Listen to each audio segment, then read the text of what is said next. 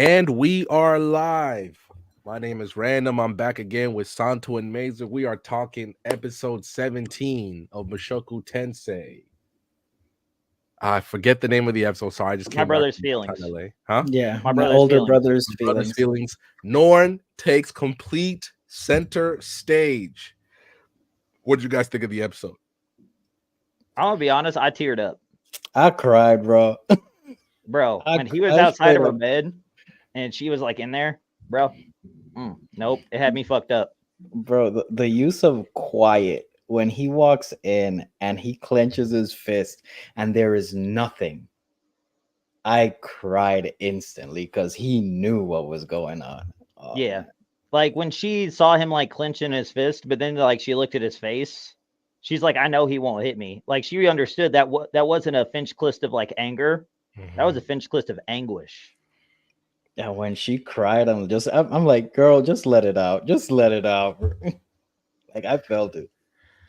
See, this is the part this episode for a lot of people in the Mushoku Tensei fandom. They hated Norn, hated her, and I mean, if you look at Norn's kind of presentation till now, you can see why. Like, why you hate on Rudius when like you don't know that his dad was basically talking mess on him, and you walked in at the wrong time. You really think Rudius is this way?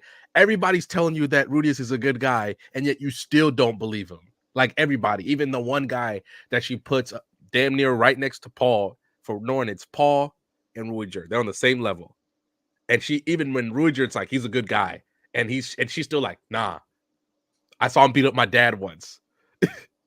So this I, episode really highlights Norn's flaws as a character, her insecurities, the fact that everybody around her is great. Her sister, Aisha, who's the lower born, so to speak, is great.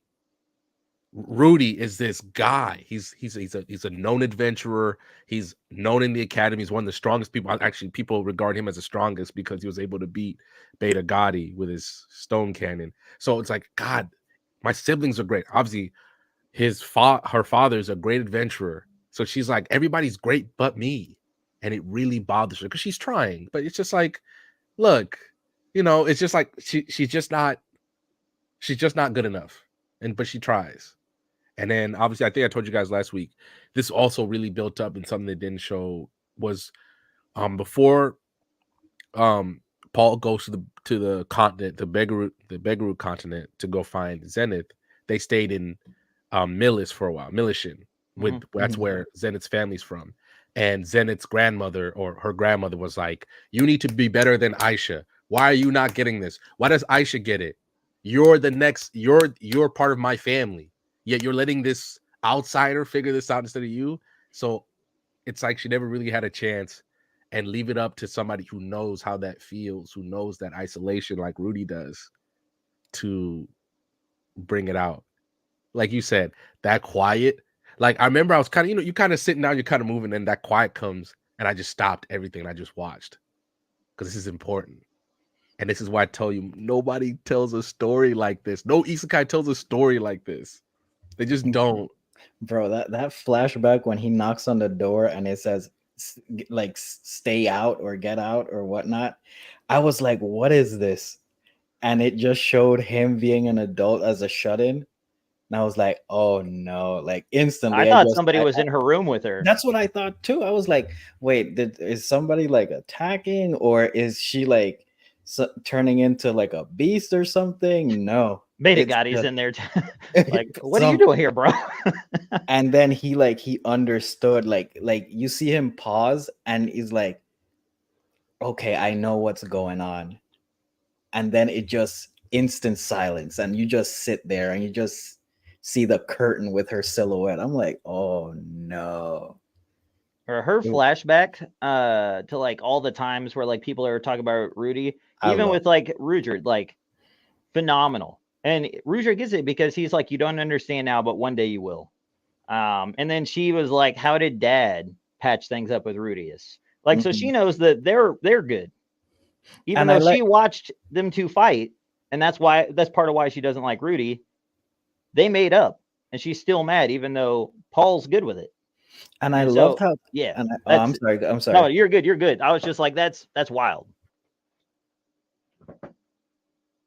Oh, Santo, I you're loved how frozen. they really explained it in her flashback. My bad. Am I good now? Yeah, yeah, yeah. Oh, this internet's calling me again.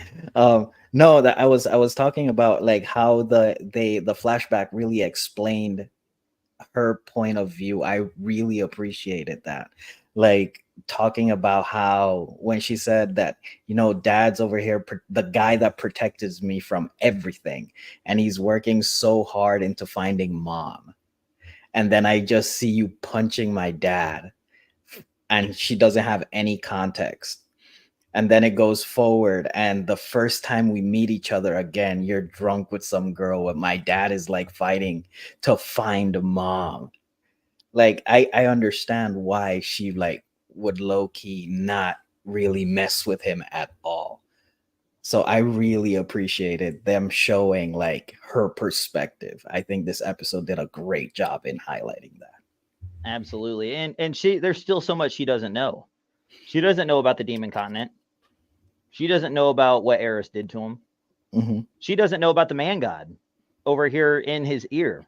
Or the Whisper. arm through his chest. Yeah, like there's so much that she still doesn't know. I mean, Paul doesn't know. Hmm. Like, so it's wild, like from our perspective, because we know these things. Like, yeah, it's very difficult to take ourselves out of that place and go into her shoes where she doesn't know that. Her knowledge of Rudius is actually very, very limited. And all it is him being with some other girl and beating up her dad. And then fast forward, everybody's glazing him. She's forced to go live with him. She goes to the school, everybody's glazing him. And she's like, this dude's an ass. Like, how does he have all of you fooled like this? Like, it's Hmm. very difficult to pull yourself out of that place because we have that knowledge and put yourself in her place where also she's an adolescent. So she's not going to necessarily have like the life experience that an adult has that can maybe, oh, maybe there's stuff I don't know, like understand that there's knowledge that's missing because she's a kid and kids tend to think that they have the full picture.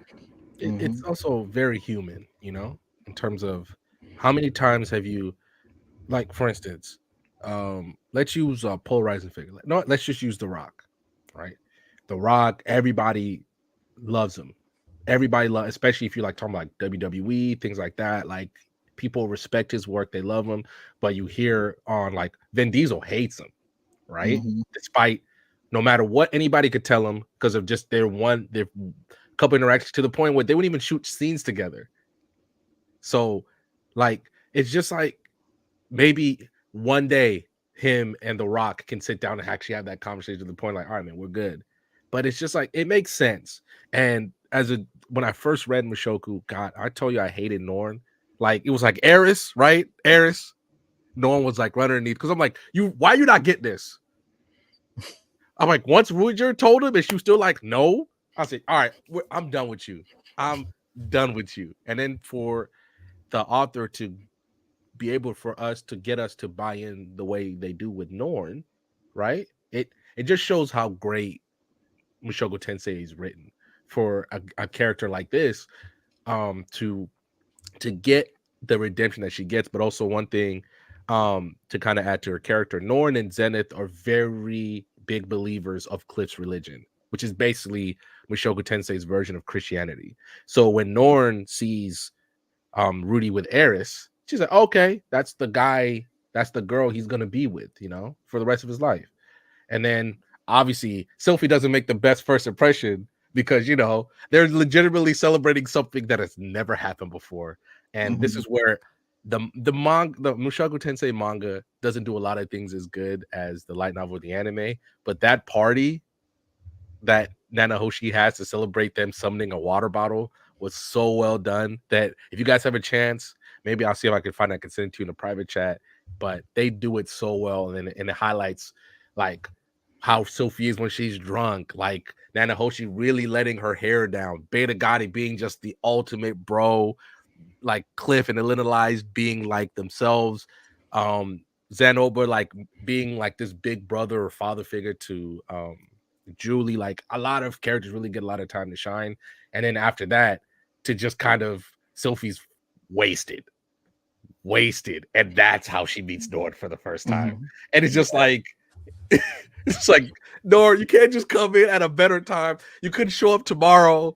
Like you couldn't show up the day before. You just had to come right now. That's how you just had to show up right now. And obviously Sophie takes that all in stride and she becomes this big sister figure for both, but obviously especially for Nord. Like you see how once again why Sophie's so loved by the community, because she's just like this gentle motherly figure. She's like, all right, man, if you want to go live at school, if you want to do this, you want to do that.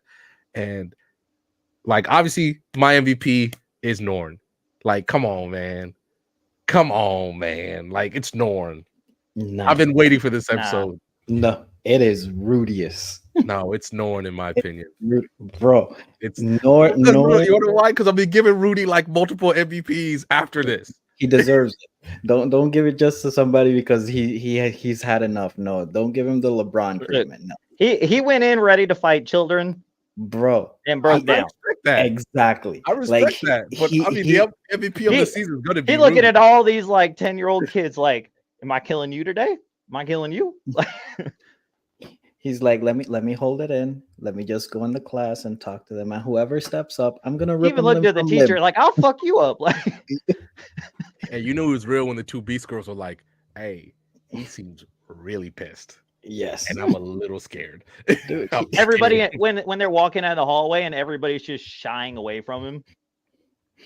Like if Rudius was in another anime, if he was in Bleach, his spiritual pressure would be insane. Like he was just walking down the hallway and people were terrified. Like nobody could say a word.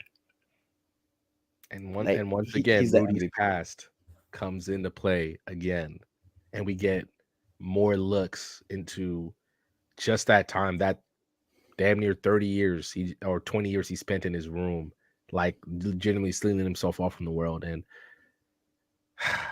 This episode was great. Like when he found out that she was shut in and then he realized it was his fault. Like, oh my. Yeah. It And was and what's crazy is like he played back like he's like trying to figure out like what am I gonna do? And then he remembers what his brother tried and how that didn't work. And he's like, I need to give Nana Hoshi a note so if she ever goes back, she can tell him like I'm sorry. Thank you for what you And did. and it's crazy.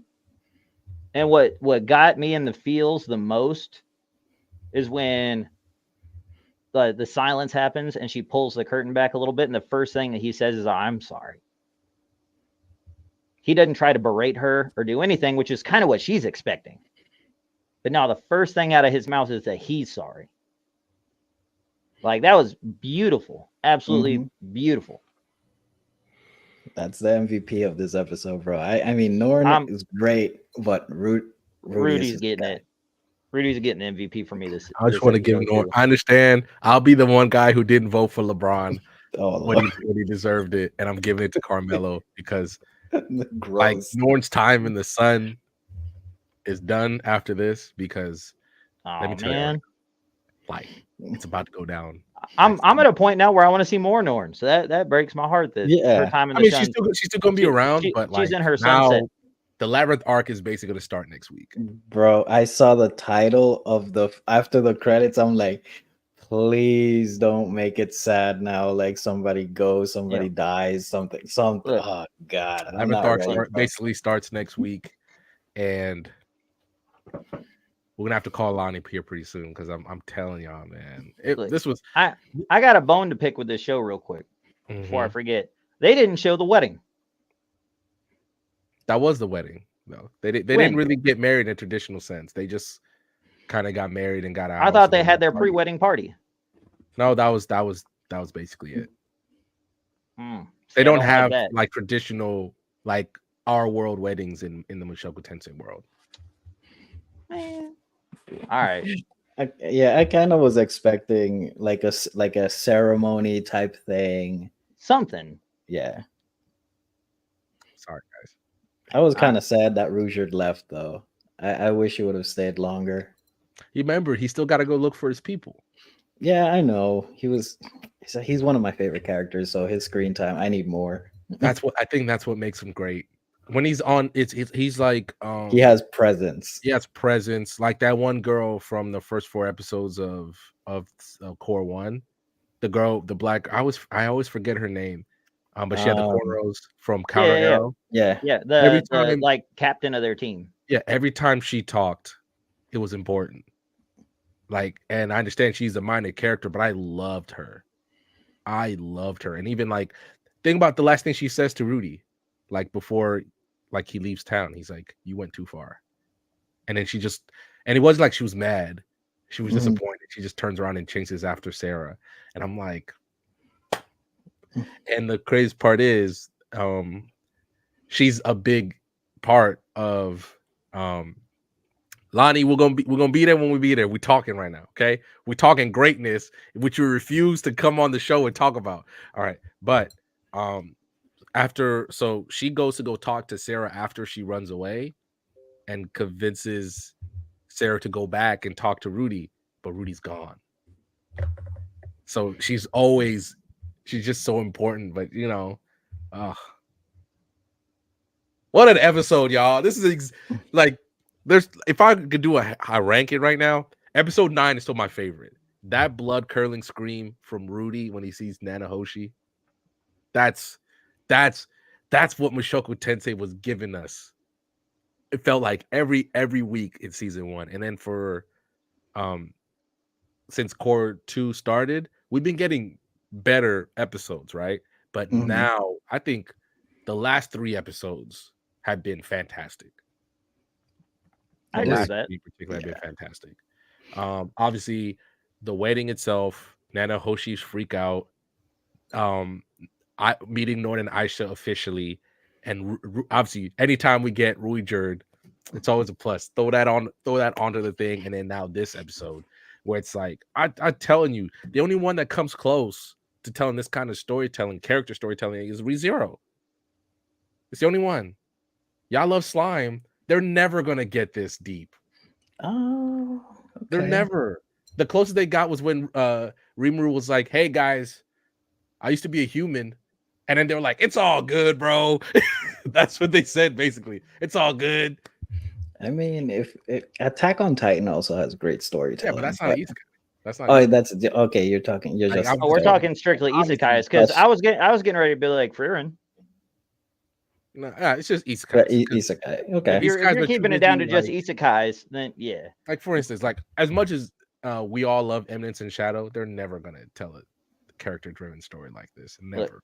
One of the things that I'm so speaking of isekais, it breaks my heart that they didn't do more of Spider. Spider, I think, had every potential to be a top 5 isekai, and either Konosuba or maybe Tsukimichi Moonlight Fantasy like boot one of them off and take one of those top 5 spots. the timeline But jumping is its biggest problem. no, I loved that. It was tough for me. I had to watch it. I had to watch the show multiple times for me to figure out exactly how the timeline lined up. Because the first time I watched it, I was like, "Wait, what's going on?" I loved that though. To me, that was one of my favorite parts. And like, it's kind of like with The Witcher season 1, like with the time jumping, but they're not telling you they're time jumping. They leave it to the viewer to put the pieces together. And then like with Spider, at one point I thought she was the Demon Lord until she had to fight the Demon Lord. And then I was like, oh, well, fuck, I guess you're not the Demon Lord. You're fighting him right now. And then like, it just, everything I thought I knew about the show, I would come up with a concept. And then like 2 episodes later, it would break that concept to pieces. And then I'd start over. I'd be like, okay, well, maybe this is what's going on. And it's literally not until the end of the final episode when they put the pieces together for me that I'm like, oh shit, okay. And for me, that's amazing. That's great storytelling. When you can't put the pieces together, but then when they do put the pieces together for you, everything makes sense and is logical. For me, that's fantastic. I mean, I absolutely, I think Crunchyroll threw a lot of money behind that anime, so I wonder if it did well enough, because it's been a couple years, so it's right around the time you start getting an announcement for another season, if it is going to get another one. But let's because me and Santo have to run to something else. I guess you want to talk about the episode title for next week. How did that make you guys feel? Pain, Santo. pain. I'm here for it. I'm ready. I'm not, because literally I just finished crying. I'm like, okay, we're getting a happy time. Turning point 3. Every like random says this all the time, and I'm a believer now. Every time you see the word turning point, pain comes, and I am not ready. I'm like, we're happy, we're building family, we're establishing relationships, it's going great, everything's happy. End credits. Okay, let me skip the credit.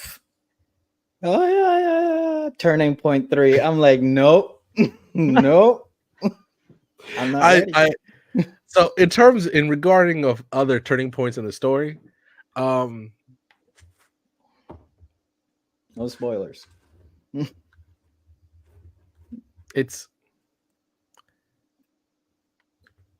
I can't say anything because I'm going to spoil. I'm going to No spoil if I spoilers. say anything. But You can't spoil a turning you're point. going to Don't see some spoil it. people who you haven't seen in a while come back next episode. I'm just guessing at this point because obviously I haven't seen the episode. You'll see some people you haven't seen in a while come back. Some both good and bad.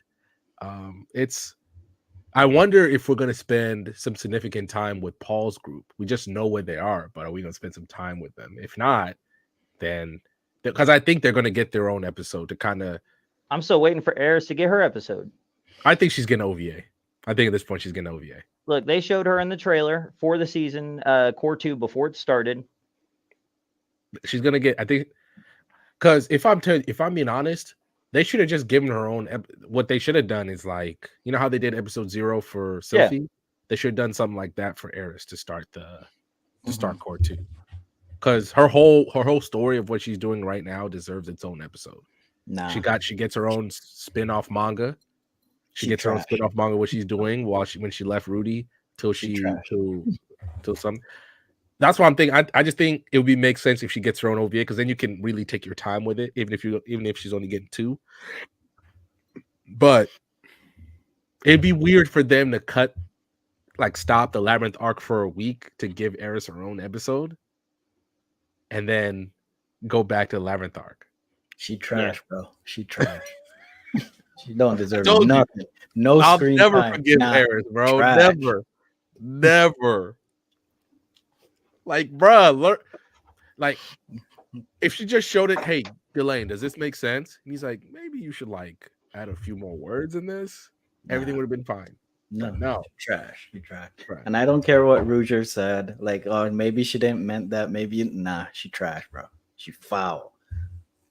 Well, guys, Santo, just make sure you vote against her. Yeah, she's gonna be out. I'll be there. I'll be there. It don't matter who she's up against. Nah, Trash. other person. Make sure you join his Discord so that kept a prize.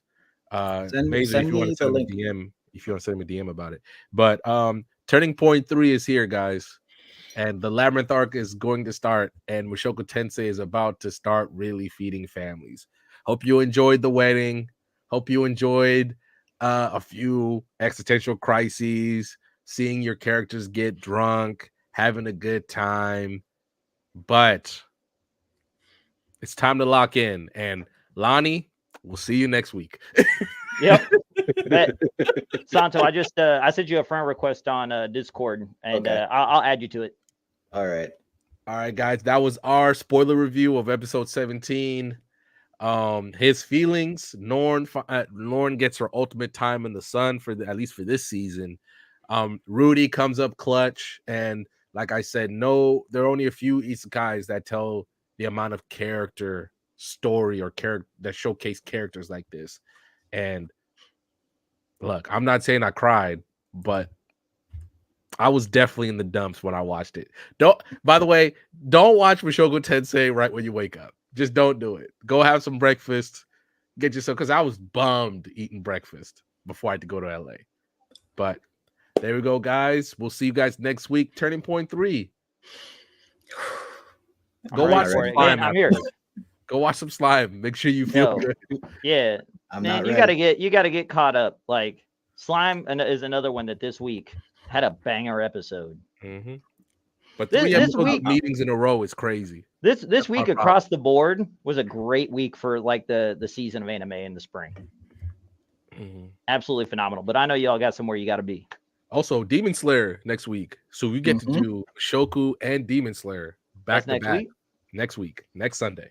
Yes, So, sir. Oh, yo, that means Tuesday is My Hero. oh my god. I It's gonna believe be on that drops on Tuesdays? 7th. I It's believe gonna it be on drops on the Tuesdays? 7th. Wait, they're Okay. dropping My Hero on Tuesdays. That's what we're doing? Give me 2 seconds. I'll tell you for sure right now. Oh, I got Tsukamichi on Monday, My Hero on Tuesday. Oh no, that came out yesterday. Huh? My Hero dropped May 4th. That was yesterday. Oh my god. Okay, so so Tuesdays are still good. So I have no. I have Tsukamichi on Monday, Remonster on Tuesday, because I'm at this point, I'm so locked Remaster, in. I'm in it. I'm so locked in Remonster. Irregular at Magic High School on Wednesday. It was it Misfit of Demon King Bartenders on Academy Wednesday on also. Thursday. Huh? Mhm. Bartenders on Wednesday The also. Bartender, Misfit of Demon Academy on Thursday. Was it Reincarnated Slime on Friday? My Oh, Hero on Saturday. Windbreakers Thursday also. My God, every day they just And got then they got Kaiju 8 bangers. Saturday. Yo, yeah, every day of the week. Every day banger. there's a banger Every drop. day. Every freaking day. But thank you guys so much for watching. Make sure you subscribe to the BSS. Make sure you subscribe to my channel, Santo. When you start dropping content, subscribe to Santo's channel. Follow the BSS on TikTok, Instagram, YouTube, and first things first. Thank you guys so much for the support on the BSS, man. I don't know what happened, but Growth. I don't know what happened, The but movement. we just blew up all of a sudden in a couple of days. Also make sure you go support Mazer on his Twitch channel, Mazer Ultor Gaming. On Wednesdays, he does do any day anime. What's the thing you got dropping this week? So this week is the best romance and anime bracket. Ooh, And there's some heavy hitters on that list, man. there's some heavy hitters on this list. There is a lot of variety too. Shout out to the Kansas City Anime Weebs page. I reached out to them and I got a whole bunch of stuff I've never heard of. And then I asked a couple of people, I'm like, hey, what do you think of this? And they're like, you don't know about it? And I felt dumb. Like, apparently these are romances that are like well known that somehow I've just somehow bobbed and weaved and missed. Unintentionally, mind you. So yeah, I'm super excited for the best romance in anime because at this point I feel like I'm the one lacking knowledge, so I have zero idea how this is going to turn out. Wow. And I'm here for it. I'm here for it. I'm I personally only have one romance that I put in there as like one of my picks. Everything else is from like everyone else. I'll say this: my dress up darling. I That's understand the why you one. like. That's the one I put in there. Yeah. But right now in the manga, it ain't going well for them. All right, Oh. the manga, the people have turned on the manga. That's all I'm gonna say. But make sure you tap in for that. Also follow us. We're gonna be talking about Backlash and the week in WWE on New Era Wrestling on the BSS channel. We got a lot to go on. Santo Cody's first title defense, Damian Priest's first title defense. We got new tag team champions. Jade Cargill, I bow at your feet. Please, God. I see why Lonnie likes them. Muscle mommies, good Lord. But it's going to be a lot, and we'll see you guys over there. Thank you so much, guys, for hopping on. And God, next week we're all going to be pissed. We're all going to be pissed. So, bye, guys. See you later. later.